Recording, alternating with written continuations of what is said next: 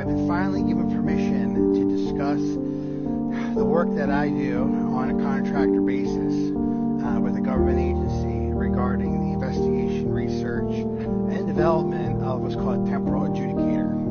I'm putting some of the schematics up, and this is an incredibly rare and interesting picture of the portal that is created by the adjudicator.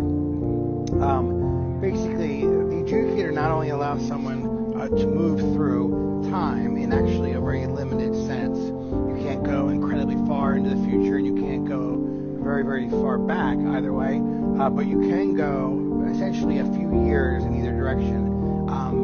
They're allowing this to happen, especially on the social media platform, not on anything that is sort of mainstream in terms of media outlets, because, well, they really have a policy, whether it's UAPs and aliens or something like the temporal adjudicator, of telling the truth. And what they bank on, what they completely expect, is that it will be dismissed, ridiculed, marginalized, ignored, and they still then have the moral stance that they have told the truth, and you guys just didn't believe it. So that's why I'm not going to spend any time trying to convince anybody of its veracity. I'm just telling you about my experience. So here's me going through it.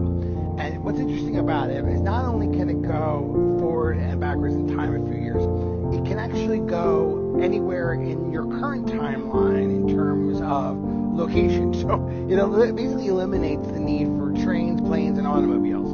You can basically go to, this beach in the Maldives, anywhere you want to go. It's simply an adjustment on the adjudicator technology that allows you to go. I mean, that's actually how the technology first got developed, was trying to just simply create a technology that allowed essentially like a Star Trek beam me up Scotty, transferring someone from one place to another. It was then later found that through basically the synchronization of certain wavelengths on the adjudicator, that you could affect a movement away or beyond one's timeline or backwards. So this actually, though, in terms of this speech here, I think it's just a side interesting issue. I want to point out that this is a time that in the next 2 years, 2026, where the two suns, see how the sun's really weird lately in 2024 now? Well, guess what, people? That's just the beginning of what's going to happen with the sky, the sun, the stars, the space, let's just put it that way. And two suns by 2026 is completely known, accepted, and not even a weird thing.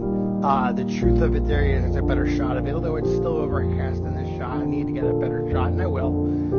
But this is an example of it. So just as a people that are going to say, hey, tell me about the lottery tickets or who wins the World Series or stuff like this, I can tell you this, that is something that people, they can't hide that for long, and they don't. This is actually, you should go back, if anyone wants to do a freeze frame on, this is in LA, this is a museum, and I'm going to actually let the thing play in a second at the end.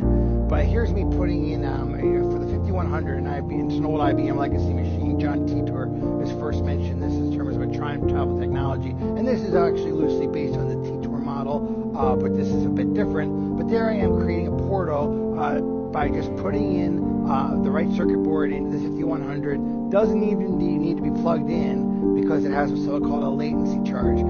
But this is, I'll show, I go through this, and this is another example of a little bit different portal than the first one that you saw, but nonetheless, this one is completely effective and basically shows the space-time distortion that's created. Now, once you go through the portal, everything sort of regulates, and you're able to see things in the normal sense. But if you look back, this is,